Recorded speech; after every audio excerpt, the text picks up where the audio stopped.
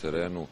Mislim da mi ovu utakmicu smo i dobro pripremili, jako ozbiljno shvatili i idemo maksimalno oprezni tamo jer moramo da cela ekipa, eto pogotovo i toj prvoj utakmici koju smo odigrali u tome gde sam ja otprilike načinio neke prve košarkaške korake i sigurno se jako rado vratim u tu halu i predivno se osjećam u njoj. Oni su dobili sve 3 utakmice kod kuće, što znači da mnogo bolje igraju kući nego na strani i mislim da će biti teška utakmica, pogotovo za igranje jer je hala specifična, jako mala i verovatno će biti puna, tako da moramo budemo spremni na sve izazove i da odigramo sutra dobru utakmicu.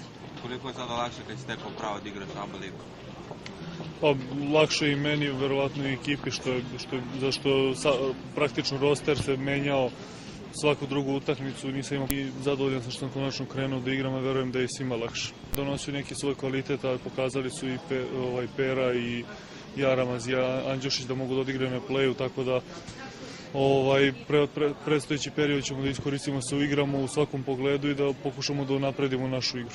Hala sporta ima neku svoju dražu atmosferu, svi gledaju drugačije na to kad se igraju utakmice u hali sporta, tako da bio je lep ambijent za igranje. Međutim, kad se spomene Partizan, uvek je nekakva asocijacija, ta atmosfera u Pioniru i sve to, tako da meni je stvarno bilo lepo da igram u hali sporta, ali mislim, Pionir donosi nešto posebno i kad se napuni, mnogo je lepo za igranje.